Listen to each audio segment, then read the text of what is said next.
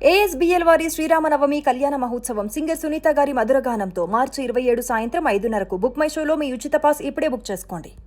ఎవరు ఊహించని విధంగా రాజధాని అమరావతి పనులు చకచకా ముందుకు వెళుతున్నటువంటి తరుణంలో ఏపీసీఆర్డీఏ కమిషనర్ బదిలీ జరిగింది.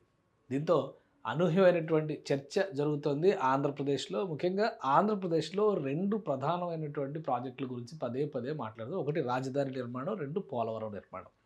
సో రాజధాని నిర్మాణంలో కీలక పాత్ర పోషించినటువంటి ఏపీసీఆర్డీఏ కమిషనర్ని బదిలీ చేస్తూ రాష్ట్ర ప్రభుత్వం నిర్ణయం తీసుకుంది. కమిషనర్ కన్నబాబుని పౌర సరఫరాల శాఖ కమిషనర్గా బదిలీ చేసింది. దానికి సంబంధించినటువంటి జీవో రాత్రి విడుదల చేసింది. అంటే సో బహుశా ఆయనకు కూడా సమాచారం ఉందో లేదో, ఎందుకంటే ఒకరోజు ముందరే గౌటెక్ అవార్డు అందుకుని ఆ తర్వాత ఇమ్మీడియట్గా రాజధాని ప్రాంతంలో నిర్మాణ సరళిని పర్యవేక్షిస్తూ ఆయన పర్యటన కూడా జరిపారు.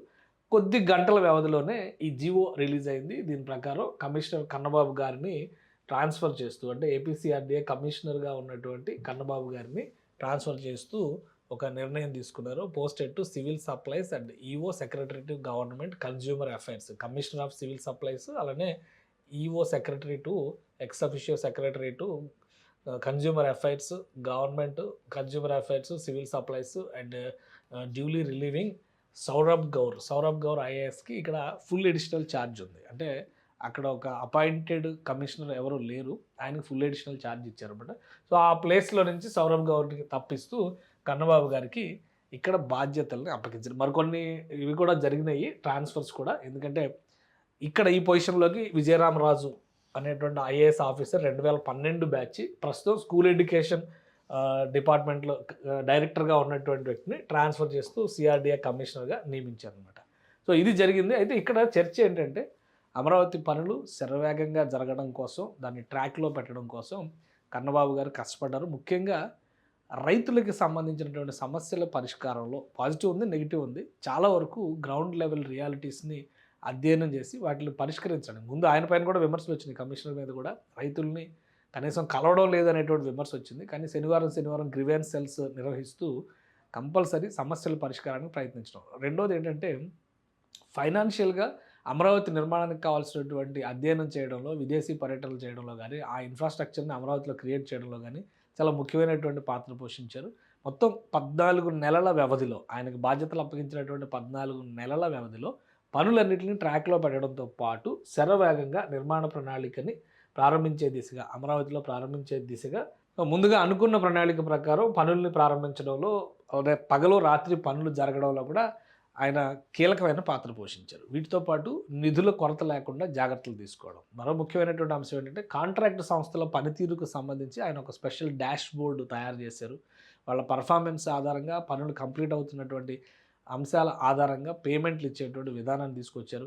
సో ఈ 14 నెలల కాలంలో ట్రాక్లో పెట్టడంలో కమిషనర్ గారి పాత్ర చాలా కీలకమైంది అని చెప్పి చాలామంది భావిస్తున్నారు. రైతులు కూడా ఒక రకమైనటువంటి ఆందోళన వ్యక్తం చేస్తున్నారు. ఈ నేపథ్యంలో ఇంత కీలకమైనటువంటి ప్రాజెక్ట్ నుంచి కమిషనర్ కన్నబాబు గారిని తప్పించారు అంటే, బహుశా ఆయనకి ఇది పనిష్మెంటా అనేటువంటి ఒక చర్చ కూడా నడుస్తుంది. అయితే ఒక భిన్నమైనటువంటి అంశం వాస్తవానికి ఆయన చేసినటువంటి పర్యటనలో, ఆయన సాధించినటువంటి విజయాలు, ఇలాంటి అవార్డులు పురస్కారాలు చూసినప్పుడే మనకు క్లారిటీ వస్తుంది. అలానే అమరావతికి సంబంధించినటువంటి నిర్ణయాత్మకమైన అంశాల్లో ఆయన తీసుకున్నటువంటి నిర్ణయాలు చాలా వేగంగా పనులు ముందుకు సాగడానికి క్లారిటీ వచ్చింది. అయితే ఈ నెల నుంచి, అంటే మార్చి నుంచి, 2026 మార్చి నుంచి అమరావతిలో వరుస ప్రారంభోత్సవాల వేడుక జరగబోతుంది అనేటువంటి అభిప్రాయం ఉంది. అలాంటి కీలకమైన తరుణంలో ఎందుకు బదిలీ చేశారు అనేటువంటి చర్చ నడుస్తుంది.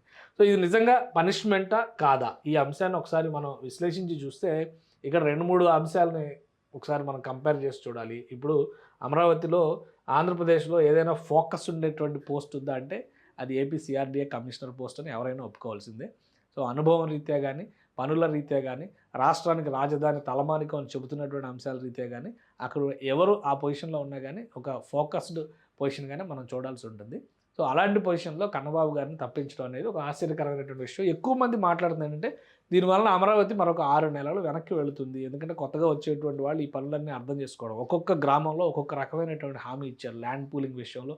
ఇవన్నీ అధ్యయనం చేయడానికి, ల్యాండ్స్ హ్యాండ్ ఓవర్ చేసేటువంటి ప్రాజెక్ట్ ఇప్పుడు జరగబోతుంది. ఆ ప్రాసెస్ ఇప్పుడు జరగబోతుంది. మరొక 4-5 నెలల్లో ఎక్కడెక్కడైతే వీళ్ళకి ల్యాండ్ రిజిస్ట్రేషన్ చేసి డాక్యుమెంట్స్ ఇచ్చారో వాళ్ళ ల్యాండ్స్ మీ ల్యాండ్ ఇది అని చూపించబోయేటువంటి దశకి, ఎందుకంటే ఎల్పిఎస్ లేఅవుట్లన్నీ కూడా డెవలప్ అవుతున్నాయి.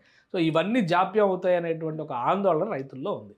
వాటికి సంబంధించి మనం ఒకసారి పరిశీలించి చూస్తే ఏంటంటే, ఈ వర్క్ డిలే అవుతుంది, టైం కొత్త వాళ్ళు వచ్చి అర్థం చేసుకోవడానికి సమస్య అవుతుంది. అలానే reviewing promises made to farmers, రైతులకు ఇచ్చినటువంటి హామీలు ఏంటనే తెలుసుకోవడంలో కొంత జాప్యం జరుగుతుంది. ముఖ్యంగా ఫైనాన్షియల్ మ్యాటర్స్లో ఎవరికి నిధులు ఇవ్వాలి, ఎవరికి ఎక్కడ ఆపాలి, ముందు ఎవరు పేమెంట్లు చేయాలి, ఇలాంటివన్నీ కూడా కొత్త సమస్యలు వస్తే ఇటు కాంట్రాక్టర్లు అటు రైతులు కూడా ఆందోళన చెందే పరిస్థితి ఉంటుందనే అభిప్రాయం. కానీ ఇది పనిష్మెంట్ అనడానికి, లేదా ఇది పనిష్మెంట్ రైతులకు అవుతుందా, అమరావతి నిర్మాణానికి అవుతుందా అనేటువంటి చర్చకి ఆస్కారం కల్పించేటువంటి అంశాలు. అయితే ఇప్పుడు ఆయనకి ఇచ్చినటువంటి పోస్ట్ కూడా చాలా కీలకమైంది. సివిల్ సప్లైస్ కమిషనర్గా అపాయింట్మెంట్ చేయడం అనేది చాలా ముఖ్యమైనటువంటి పోస్ట్. అది సహజంగా కూడా ప్రాధాన్యత ఉండేది.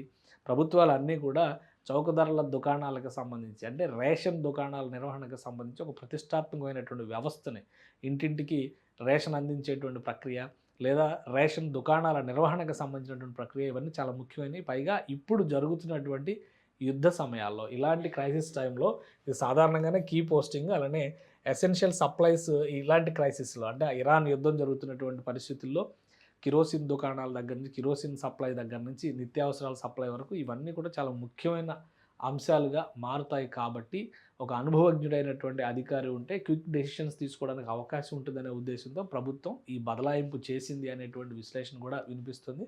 కాబట్టి రెండు అంశాలను బేరీజ్ వేసి చూసినప్పుడు అమరావతి నిర్మాణానికి సంబంధించి పనులు ఒక ట్రాక్లో పడ్డాయి కాబట్టి వాటిని యథాతథంగా ముందుకు నడిపించేటువంటి వ్యక్తులు, చోదక శక్తిగా పనిచేసేటువంటి యువకులు, ముఖ్యంగా యంగర్ జనరేషన్ ఆఫీసర్స్ ఉంటే ఇంకా వేగంగా జరగడానికి అవకాశం ఉంటుంది, ఇప్పుడు గాడిలో పడ్డాయి కాబట్టి అనేటువంటి అభిప్రాయం ఉండొచ్చు. అలానే సివిల్ సప్లైస్కి సంబంధించి కొన్ని కీలకమైనటువంటి బాధ్యతలు ఉన్నాయి.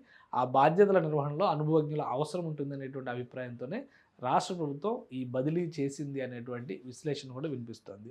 కాబట్టి ఈ రెండు అంశాలని దృష్టిలో పెట్టుకొని చూసినప్పుడు కమిషనర్ గారిని, కన్నబాబు గారిని ఏపీసీఆర్డీఏలో కంటే సివిల్ సప్లైలోనే, పైగా ఆయనకి ఇచ్చినటువంటి డిజిగ్నేషన్ కూడా ఒకసారి మనం చూస్తే ఆయన రెండు పోస్టింగ్స్ ఇచ్చారు. గవర్నమెంట్కి సెక్రటరీగా కూడా ఒక విధంగా ఇది ప్రమోషన్ లాంటి అంశంగానే మనం చూడాలి. సో ఇక్కడ ఆయనకి ఇచ్చినటువంటి పోస్ట్లో ex officio secretary to government, consumer affairs, food and civil supplies duly relieving Saurabh Gaur IAS officer, అంటే ఐఏఎస్ ఆఫీసర్ని రిలీవ్ చేస్తూ ఈయన ఆ పొజిషన్లోకి వెళ్తారు. కాబట్టి ఇది ఖచ్చితంగా ప్రమోషన్, చాలా కీ పోస్టింగ్ని ఆయనకి ఇచ్చినట్టుగానే భావించవచ్చు అని కొంతమంది అధికారులు విశ్లేషిస్తున్నారు.